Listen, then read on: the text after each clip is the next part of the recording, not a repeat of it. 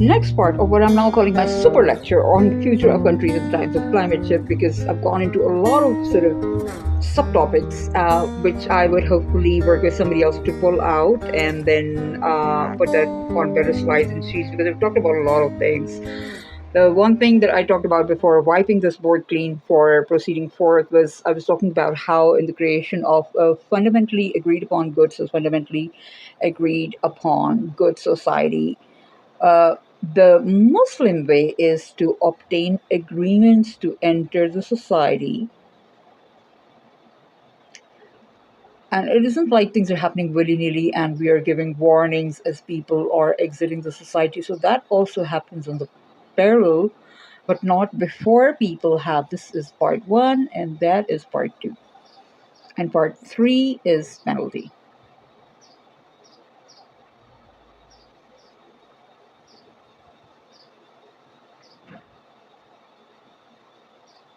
For me, this part is very important.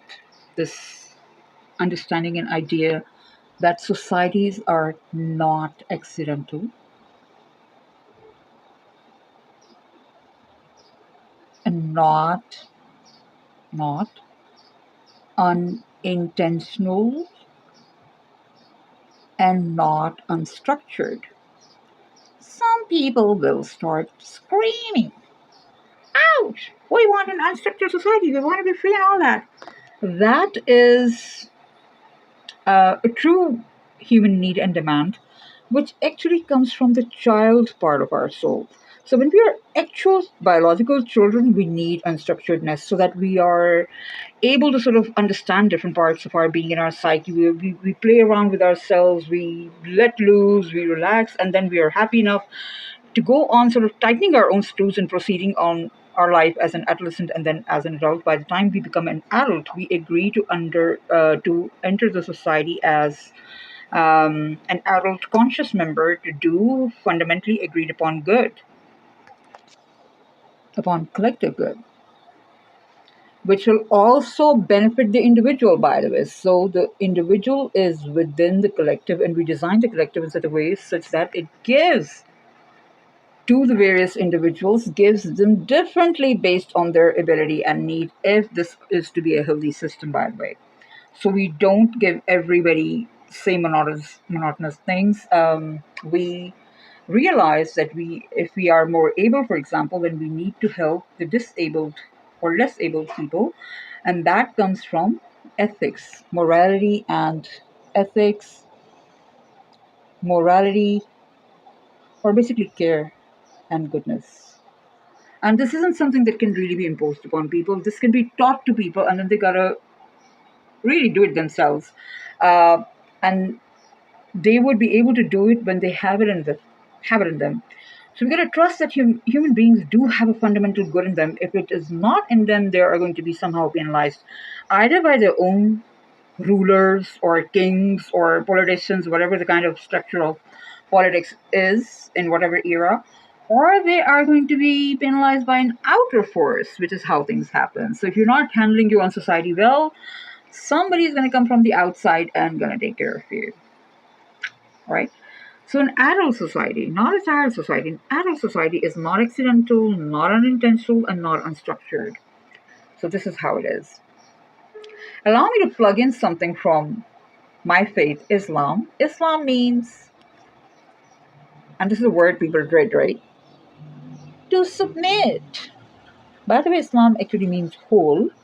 But the way we make things whole is to submit, and people are like, wow, am I going to submit? I'm going to bow my head or something. Basically, it means you nod, you agree, you said, yes, I am going to stoop to enter. You know what I mean? Like you stoop your head a little bit to enter a small door to enter a house or something. That's what you do. You agree to enter the house. You say, or you pay a ticket to enter like a theater or exhibition site. You agree to enter. So you submit, you sign an agreement. You say, yes, I'm going to abide by the rules of this thing. Yes, I agree to enter. I give my consent. This is what the word submit means. Agreement. And it's called submission because you say, yes, I'm going to surrender my ego. I'm going to submit my self-interest. I'm going to submit my selfishness and my isolation. I'm going to become a part of the whole. I'm going to be a rose, one of the roses in this bouquet. I'm So when I'm part of a bouquet, it's not just me standing out alone. That is a part that you submit in order to gain from the collective. That is a big, huge teaching that I've given you in just a jiffy. All right. That's it.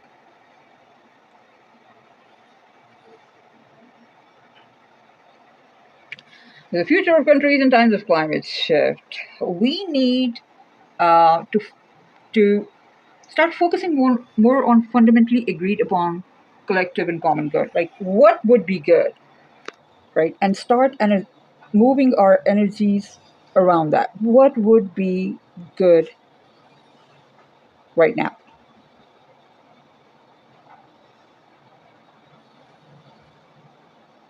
We can lament history or we can celebrate it. You can be currently counting yourself as a winner or loser, but you are going to definitely improve your chances of winning when you said, okay, what would be good right now? How can we go forward from here? And in a way that we become or we stay good or better, right? And if we have a huge advantage, how do we distribute that advantage? Because where are we going to take that advantage? Like off this planet or something? Uh, the thing is that we have a finite life and we're going to leave things behind. So if we are able to distribute things while we're still alive, we're going to earn back a lot of goodwill. So these are not just questions of world temperatures or resources. We are also talking about human intent and will. Okay. We're not just talking about accidental factors or things that happen to us. The planet is doing that, the planet is doing this country is doing that country is doing this. We're talking about activating our own intention will. What is it that we want to do right now? Stop everything. Freeze the frame in our thoughts, not in the real world. Freeze our thoughts right now. This is where we are at. What do we do now? I see a lot of that sort of thinking emerging in the Western world right now. They're saying, okay, in some ways we are good. In some ways we are screwed. In some ways we are on our path to getting more screwed. So how can we freeze that right now, and then re-engage with the world in a way that we don't exploit them, but they don't exploit us back right now because we've done some bad things in some instances. That doesn't mean that we allow people to exact revenge on our people right now. And I think that would be good and healthy. It might sound unpleasant to those who have been hurt in the past, but mostly this is the right path, in my opinion. And we would need some reparations. One way to obtain reparations is to allow energy to start moving.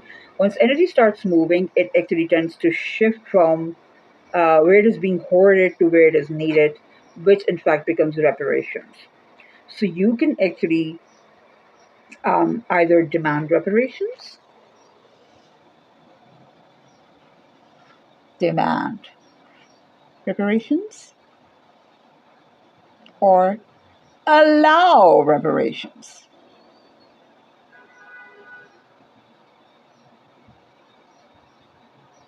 Because guess what happens? Those who have collected a lot realize at some point they can't take it anywhere. So then they start looking at what? Deprived places and like, can we bring the goods and the money back here? Can we be hugged now? Can we be embraced now? So you allow reparations. This is a really hard path because you are going to have to accept somebody uh, who has hurt you in the past or extracted from you in the past, and now they're going to give to you. So you got to basically submit your ego and go with the flow of history. And these are the kind of challenging and difficult times that we're living in when we have to say, okay, in order for humanity to move forward, as it has always been moving, this is basically one of the many ups and downs and back and forths of history. It is just that because we human beings have a finite life, we are like 30, 40, 50, 60 years old, we might have seen this for the first time in our own life, and we're like, wow, this looks big and huge. And it is. It is a challenging and difficult time, but we are welcoming back things that were taken from us. And now what has happened, for example, there were people who stole resources from the they stole resources, okay, from the South and took them to the West. And they became very rich. And a couple of generations or two or three or five, 6, 10 generations later, they were like, okay, They're very wealthy now. Now we need to make investments or something. By this time, hopefully, their progeny has become more benevolent, and they're like, you know what? We're not going to exploit people anymore. What I'm going to do is go dig wells in some place in South. I am going to improve labor rights. We can call it the savior symptom. Sometimes it's savior, but sometimes it is like rebalancing the world, right? Or I'm just somehow going to give back. Or I'm going to start investing here. The only thing we need to take care of is that make sure it is a benevolent transfer. Benevolent reversal or transfer.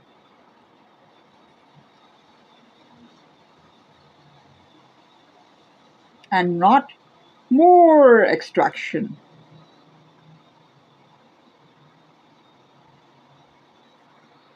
There are quite a lot of models that exist in the realm of benevolent reversal or transfer. Conscious capitalism is one of them. Impatient capital as acumen and organization, which came up with this idea, is onto that kind of benevolent transfer. So let me list those down.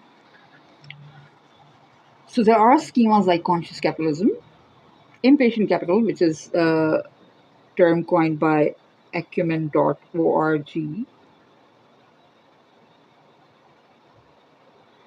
by its founder, okay, impatient capital, but for the good, not for exploitation. And then my favorite, uh, fortune at the bottom of the pyramid.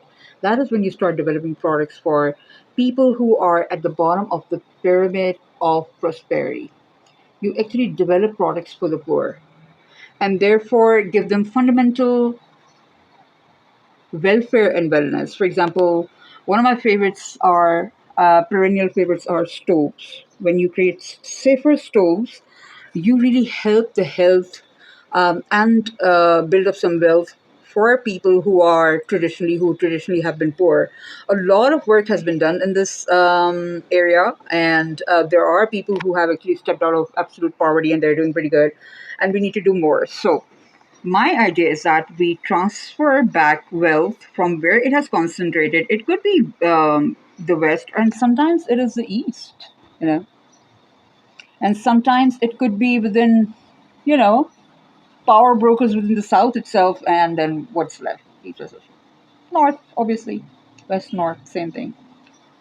So there are power brokers, of course, in the South and East, big landlords, feudal lords, political leaders who are holding a lot of wealth.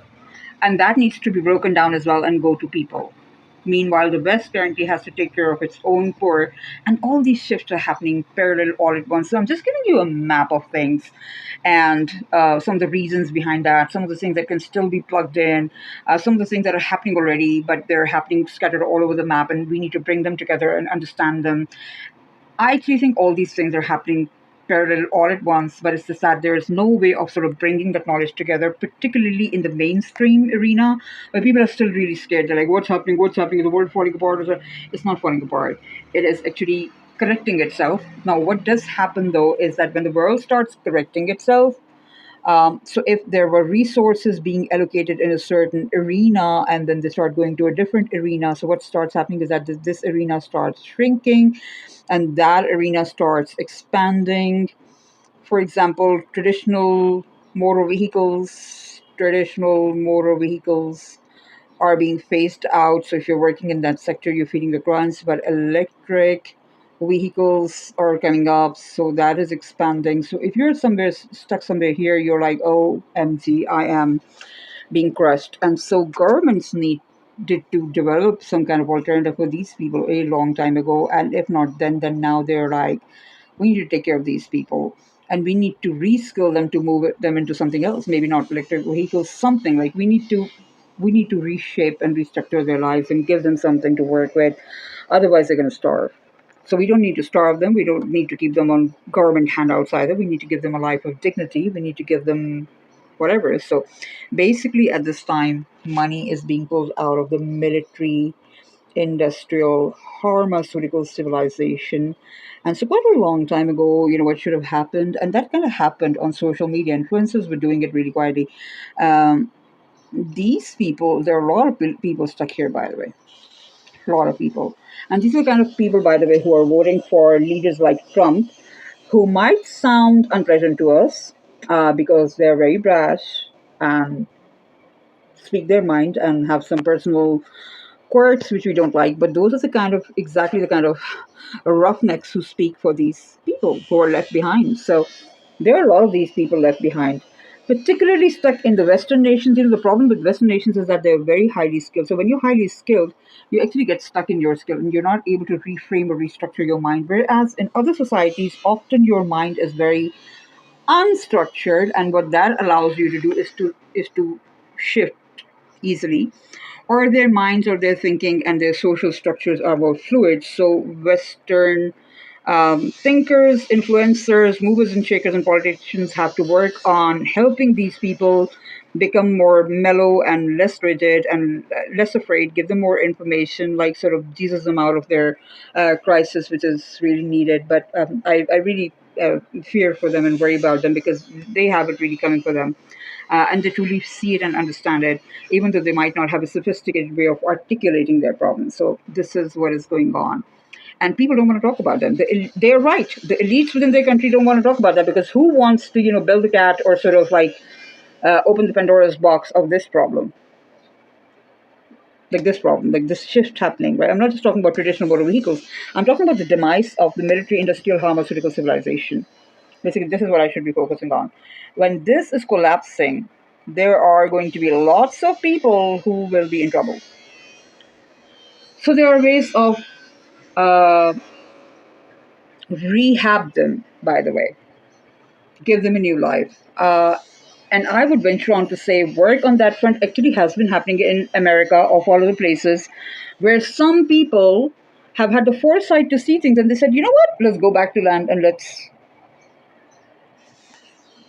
make homesteads.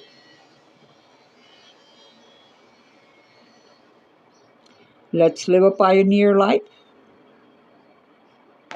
And what the government needs to do is to make it easy so that these people can sort of exit these structures, enter a more sort of unstructured phase in their life. And this is going to make their thinking and their living fluid. And then they're going to go ahead and then restructure another society. This time, this will not be like a military industrial society. This will be a society where we have fundamentally agreed upon common good that has a biological basis. And this is what we are moving towards. So now that brings me to future of countries in the times of climate shift when so much is happening, because I had to talk about the socioeconomics and political changes and what people are thinking and what their fears are. This has been happening for a while. Um, and a lot of people have understood it. I wish I had the wherewithal to just and the courage to just go ahead and speak about these things. I've been speaking about it in bits and parts, but it's been hard to sort of map it out and be bold enough to say that this is going to happen. Because I talked about it, people are like, nah, this isn't going to happen. That's all. You think you just, you talk too much or you think too much. How could it ever be? But this is panning out exactly as I thought it would. Right? Uh, but also not exactly because I did think of some green, green, green future, and that is kind of not happening. So I'm actually now realizing we need like as I said, fundamentally agreed upon common good, and we don't need to phase out tech as completely as I thought we were and become absolutely like sort of run back to jungles.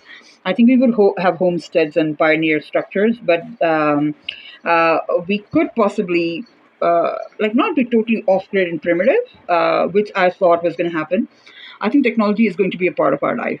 We just have to make sure that this extraction that we make for the sake of having electricity in our and technology is sort of offset with us undertaking regenerative activities, and also we create the kind of fuels and technologies which are sustainable in the long run through somehow regenerative practices. So this is it, and I am going to conclude this part of the super lecture right now and jump on to the next part where we could be talking about control, how human beings want to control things, and how we would need to drop that mindset eventually, and then that would start changing the future and structure of countries. That could take more than 100 years, by the way. So no hurries. Thank you.